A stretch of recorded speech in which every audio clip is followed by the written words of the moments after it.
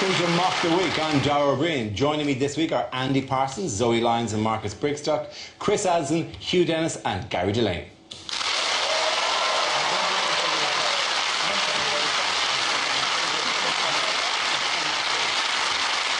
We start tonight with a round called If This Is the Answer, What is the Question? On the board are 6 categories. Gary, which category would you like? I would like home news, please, Dara. OK, the category is home news and the answer is 35 billion. What is the question?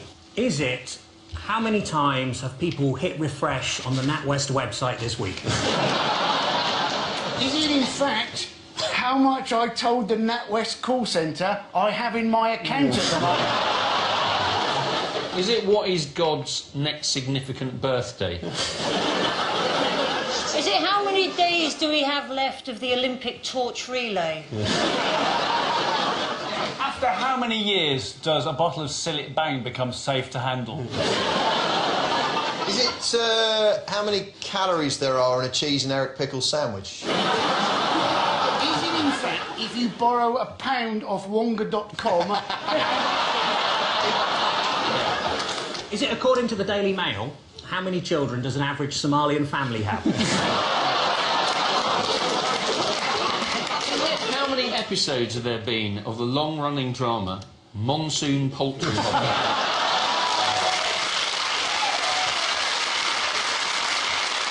You've got to stop going on about that, Hugh. You've just got to buck up! Is it what number Dappy from N-Dubs is in Line to the Throne? How much will I win if Warhorse wins the derby? Is it how many years older than her face does Madonna's neck look?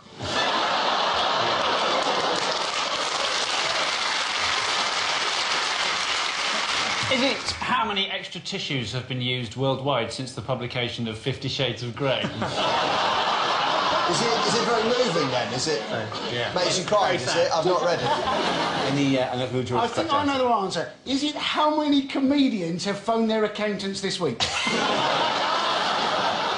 Is this actually how much is our tax gap in the UK? That's absolutely right. Thank you very much, Zoe Lyons. Well done. Very good. Yes. The question I was looking for was, how much money does the Treasury lose due to tax avoidance in a year? This comes in a week when a number of famous faces were linked to tax avoidance schemes. Prime Minister David Cameron was criticised for singling out comedian Jimmy Carr's behaviour as morally wrong, while remaining silent on other individuals' questionable tax arrangements. So, who wants to comment on this? Who wants to get onto their moral high horse? The thing was, though, wasn't it? The viewing figures for 8 out of 10 Cats doubled last week. Yes. So I think it's only fair, as you as the host of Mock the Week, either you need to do some dodgy accountancy practices, or maybe just host a prostitute Nazi party. And we all expect an invite. Right, can I do plan B? I've got a brilliant tax avoidance scheme that I use personally. It's just earn sod all. That's how I... This scheme, basically, the K2 scheme, Yes. was where they hide your money for a while and then give it you back at a later date. Yes. Now, there's a much easier way of doing that. Just bank with NatWest.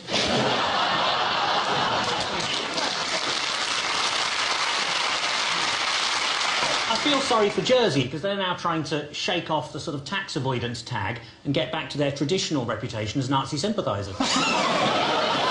They all have really aggressive names. They're called K2 and Peak Performance and Icebreaker. It is very difficult to tell tax avoidance schemes from protein shakes. But they do sound like something that will both save you money and build muscle mass. Do you want to feel really bad for this? Do you know what I think is a real... Is it the children? No, not the children. I don't really care about the children. What the hell are you No, I don't not care about the children. Do you know what? I feel sorry. Do you know what I feel sorry for? Alan Carr. Alan Carr has probably in the last week fielded any number of questions from people who didn't quite know which one it was. Alan Carr is just about shaking off people going, how do I stop smoking? And now he's going to talk about tax avoidance. The person I feel sorry for is the lady who's apparently got the @NatWest Twitter name, a lady called Natalie Westerman. The amount of abuse she's had this week. None of us can claim complete cleanliness in terms of tax avoidance, particularly if you're self-employed anyway, because there were schemes that were picked up, film investment schemes, for example, that a lot of people had put money into. I myself, and I think we just have to say this, I'm part of a film investment scheme. I put all my savings into the big budget production of Monsoon Poultry Hospital. I think it's right. Well, you're involved as well. I mean, because I play the role of Morag the nurse. Monsoon Poultry Hospital.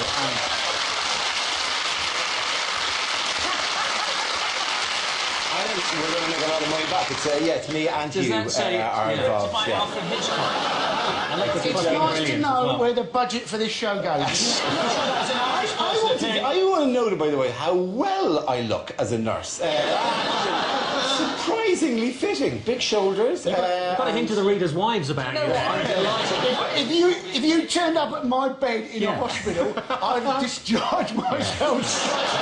Listen, I have no surprise, no doubt. You discharge yourself.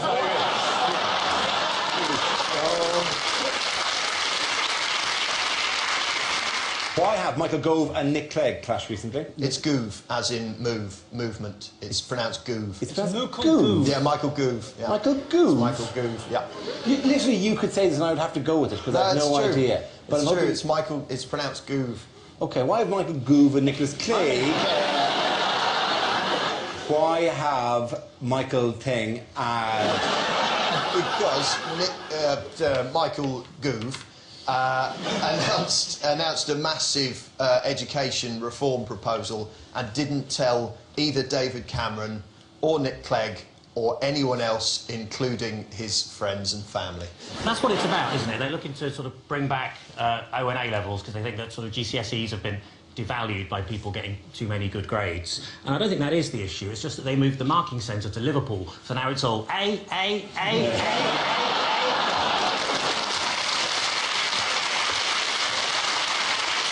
After tuition fees, though, Nick Clegg talking anything about education is somewhat tricky, isn't it, for him? And obviously, you know, I feel that students will never ever forgive him for his U-turn on tuition fees. So maybe he should just go the other way and actually have more of a go at students, because I think it could be a vote winner. You know, so maybe try and tax Lynx aftershave, tax super noodles, tax people with their pants showing. I think it could be on something.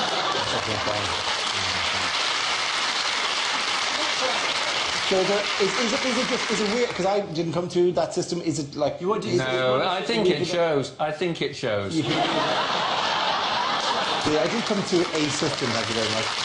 What system did you come through then? I came through the Irish education system. The Irish education system, where we don't tinker quite as much as you do with the system. Don't make that joke. Don't make that joke. Anyway, it's been the same for years, the Irish education system, hasn't it? Because you're graded from Tooralurai A's down to Fiddledy D's.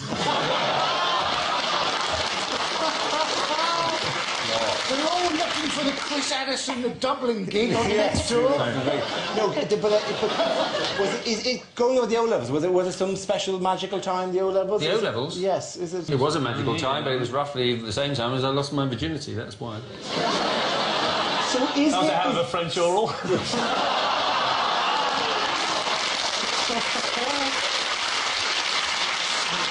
Is calling for the O-levels the political equivalent of going, oh, I wish they put Top of the Pops back on? Is it like that? Yeah, Like just spinsters on bikes. He basically wants the 80s back. He wants everyone driving an Austin Allegro, because they were great, those cars. Do I get the impression you lost your virginity in an Austin Allegro? Is that the... He lost virginity to an Austin Allegro. That's... My God, that exhaust pipe was hot. I lost mine to an Escort. Does that count?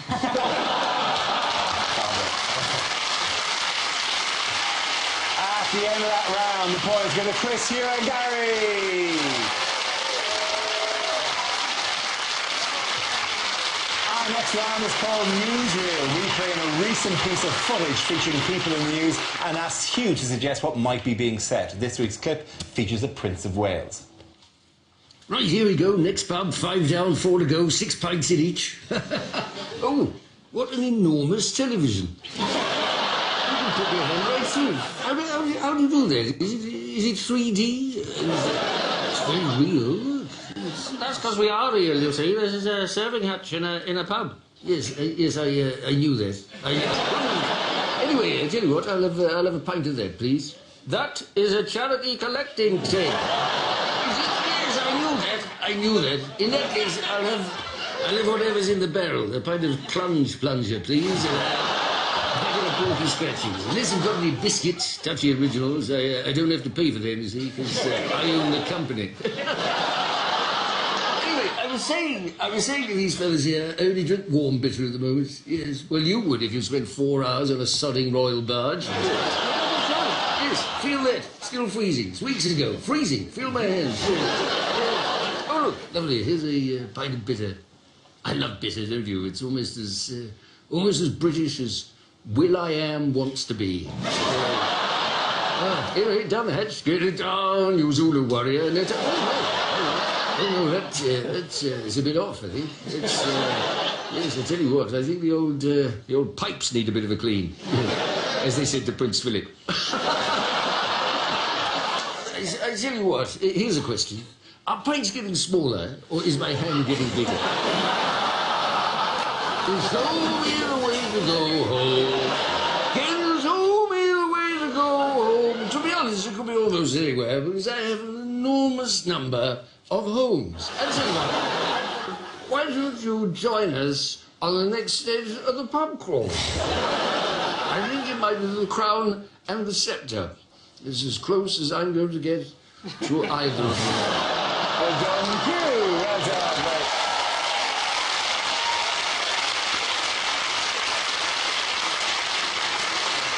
OK, now we play a round called Shut Your Loophole. This game involves Gary, Zoe and Chris, so if you could make your way to the performance area, please. This round is the stand-up challenge. I launch the wheel of news, and whoever chooses to stop one of our performers must step forward and talk about that subject. The winner is whoever I think is the funniest. OK, here we go. Let's spin the wheel. First subject is the internet. Who wants to come in on that? Zoe. Ah, the internet. Love the internet. Actually, that actually reminds me, because got to keep an eye on the time. I'm bidding on something on eBay this evening. It's Greece. It's just me in Germany going head-to-head. Fingers crossed. Oh, God. I've actually got one of those Twitter trolls. I'm hit with the kids. I've got a Twitter troll. They're horrible things, though, these Twitter trolls, because they send you abuse online, and the thing I really hate about it is it's anonymous. That's what really annoys me, but just awful things. They say, you're not funny, Zoe Lyons. Call yourself a comedian. Of all of my children, you're the least favourite.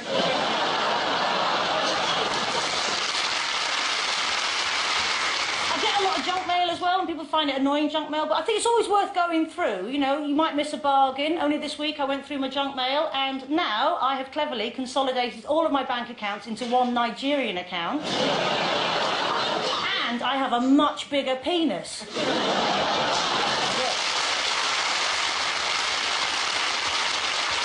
OK, let's spin the wheel again. Travel. Who wants to come in on that? I'll do that. Chris. It's getting very expensive to travel abroad. I don't fly abroad anymore. You could go by EasyJet, but I don't fly EasyJet. I'm too scared to fly EasyJet. I'm sure they're perfectly safe. I'm sure that their pilots are second to none, best planes you could ask for. But imagine if you were on an EasyJet flight, and you did crash on a snowy mountain top. You all survived. Would you want to eat those people?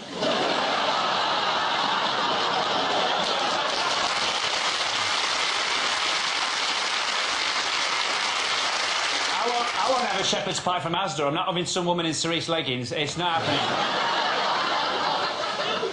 EasyJet is essentially a middle-class plot to keep BA to ourselves. That's what we've done. It's the same reason we're opening M&S Food on the motorway. That's so we've got somewhere to stop where we're not sat next to somebody going, "What's a cocking panini?"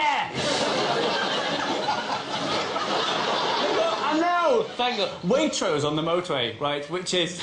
I was in Waitrose, and not on the motorway. I was in Waitrose near where I live, and there was a woman ahead of me in the basket queue. She had 2 items in her basket. She had a tin of Slim Fast and a pregnancy test kit. She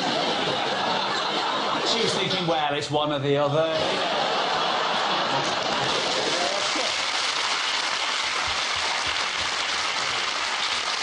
OK, that leaves us with Gary. Let's see what topic you have. Let's spin the wheel. And it's relationships. Right, relationships.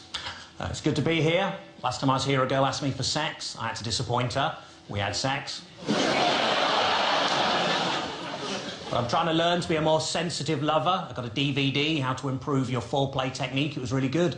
I had to fast forward through the boring bit at the beginning.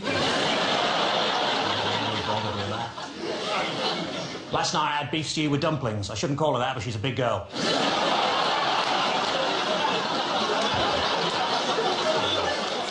I went to see the stalactites at Cheddar Gorge, and our guide asked us not to try and crack one off, and she wasn't even that attractive. I still managed. It was very dark. This morning I went to a meeting of my premature ejaculators support group, but it turns out it's tomorrow.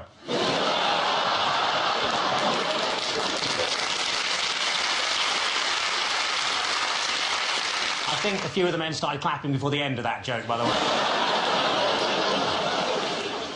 My girlfriend's dog died, so to cheer her up, I got her an identical one. She was livid. What am I going to do with 2 dead dogs? A friend of mine had a penis extension. Now his house looks really stupid. Very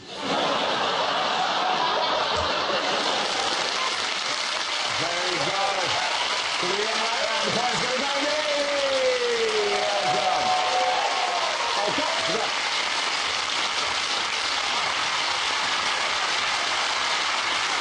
Our next round is called Headliners. Here's a picture of the England football team, but what does PHFE stand for? Is it everything that the England football team are no good at? Passing, headers, footwork, everything. I think it needs to do with Rooney. I reckon it's Potato Head fancies elderly. Or pretend hair forever.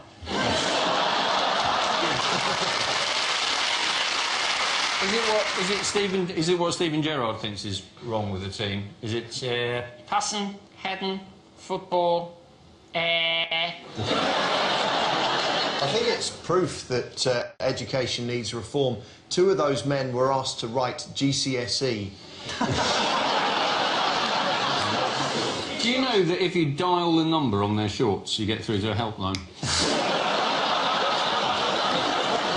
Ashley Cole is covering his ears as if trying to protect himself from some awful screech. So is it player hears from X? Is it just simply players' heads found empty? Is it an extract from Boris Johnson's commentary? Peasants, half-wits, fools, extra heights! And let's move towards the correct answer. Pregnant hooker frightens England.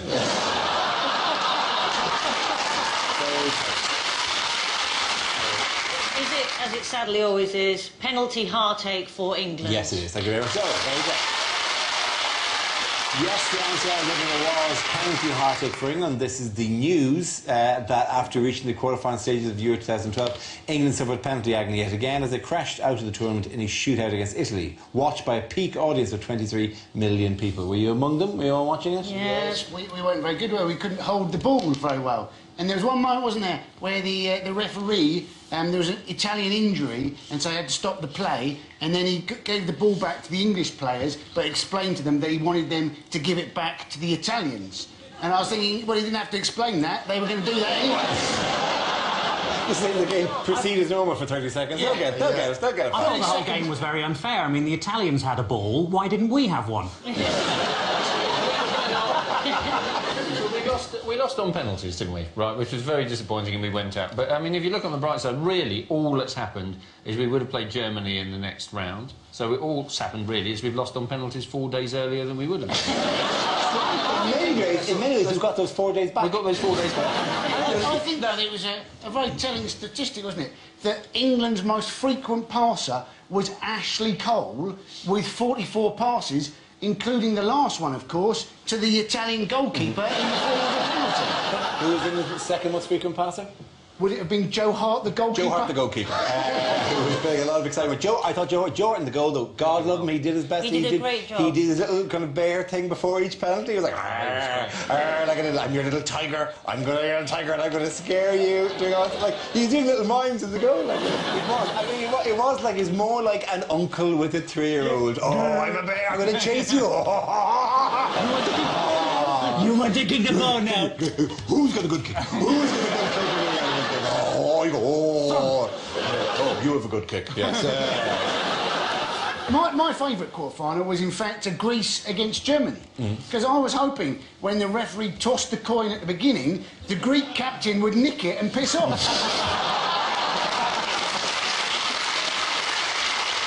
Seems to me, I'm a non-football fan. The penalty thing seems a very cruel and arbitrary way of sorting out, because they could do so many exciting things, like keep playing and every 2 minutes take a player off. Yeah. Once you're down to 5, introduce a lion.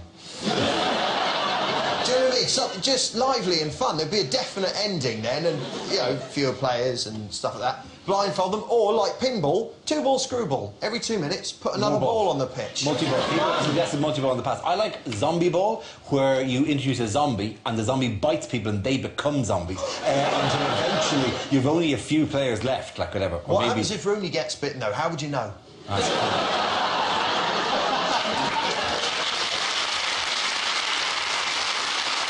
Wayne Rooney said that having an English manager made it easier to understand tactic talks. Those are not the words he'd have used, though. Tactic talks. That would have... He'd have gone on that. Yes, yeah. it was because Fabio Capello was the previous manager and didn't speak English particularly well. But Fabio Capello then went on to the radio interview when he heard this and said, every now and then when I tried to explain tactics, things didn't work out. You know what? Maybe it's because Rooney doesn't speak English.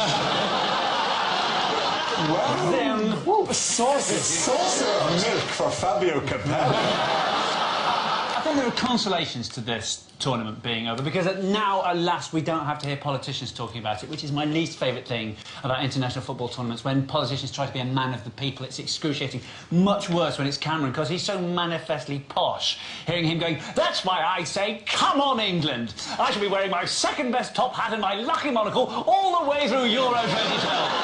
I love football. It's so rare you get to see working-class people running about without having to chase them yourself with a stick. On the plus side, though, the England fans were well behaved, because there was a lot of talk, wasn't there, about the Polish and their abusive chanting and their hooliganism. And, of course, that's what England, that's what we used to be the best in the world at that. One more thing that now the Poles do better than we do. OK, getting it on the post, going to Marcus Randy. Now we come to scenes we'd like to see, so if everyone can make their way over to the performance area, I'll read out this week's topics and then we'll see what our panels can come up with. OK, here we go. The first subject is unlikely things to read on a health insurance form. Would you describe the condition of your heart as A, very good, B, mediumly good, or C, boo?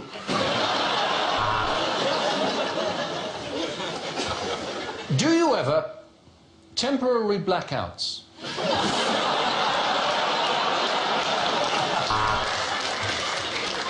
Do objects in the middle distance appear to be coming to me, to you, to me, to you?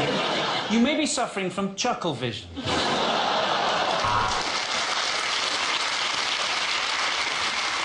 Are you suffering from, or have you ever had, an STD, you slag?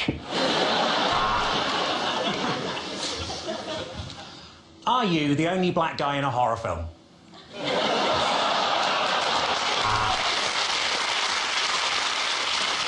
Have you ever experienced a burning sensation when you pee? Were you drunk at the time and holding a cigarette at the same time?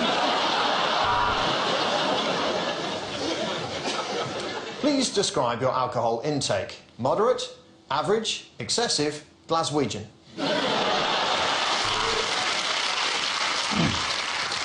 What's your blood type? You can do 50 words a minute, innit, bruv?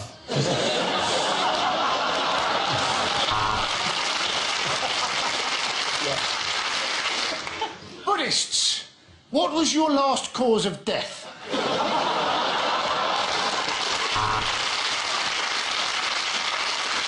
Do you suffer from dyslexia? If so, please put a bic in this tox.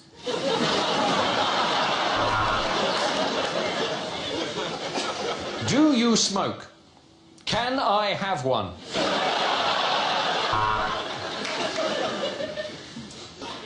Do you hear voices? No. Are you deaf? No. So you do hear voices? Yes. I'm sorry you have lied. would you describe yourself as? Very fit, quite fit, or a bit of a minger?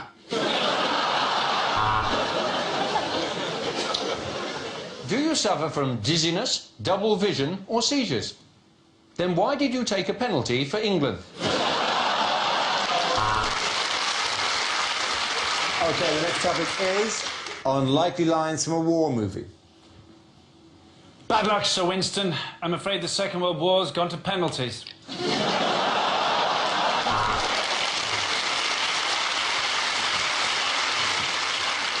I'm going to go and rescue a horse that's trapped in the wire. You put the potatoes on.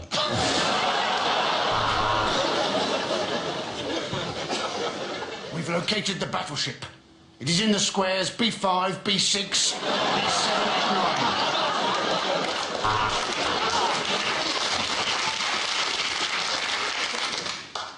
I was sent upriver in Vietnam, tasked with killing a renegade colonel. That was one hell of a gap year.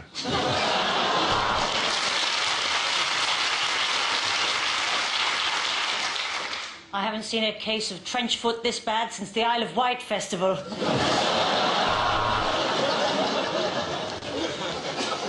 It is better to die on your feet than live on your knees. Anyway, enough about that Talisa video.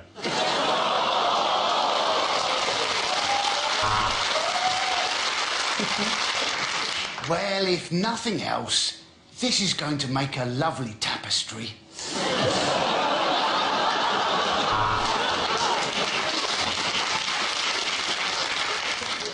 We're at 5,000 fathoms. Bing! The hull will never take it, Captain. Bing! And you going bing isn't helping either. Louis, this could be the start of a beautiful friendship, but only if you dress up as a nurse and give me a discharge. Sir, new intelligence has come in from the letters page of the Daily Mail, and it seems Herr Hitler has a point.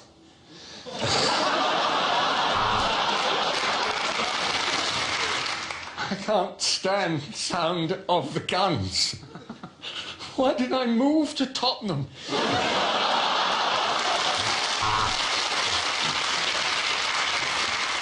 In the Marines, our motto is, no one gets left behind. Private Cameron, where is your daughter?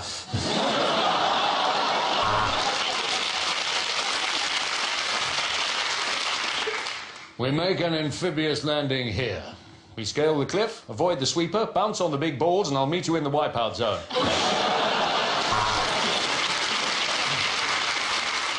Chaps, we're about to go over the top. I have a message for you from High Command. Simply says, war!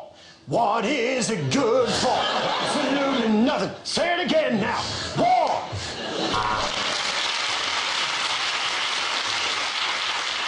Don't put your stuff in that one. It's got a really catchy edge on it. I call it the hurt locker.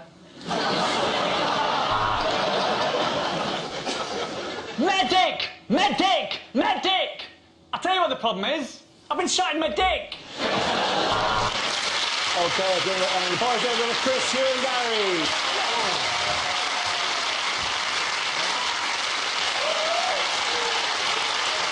And that's the end of the show. This week's winners are Chris Addison, Hugh Des and Gary Delaney. Commiserations to Andy Parsons, Zoe Lyons and Marcus Brixton. Thank you for watching. I'm Dara Breen. Good night.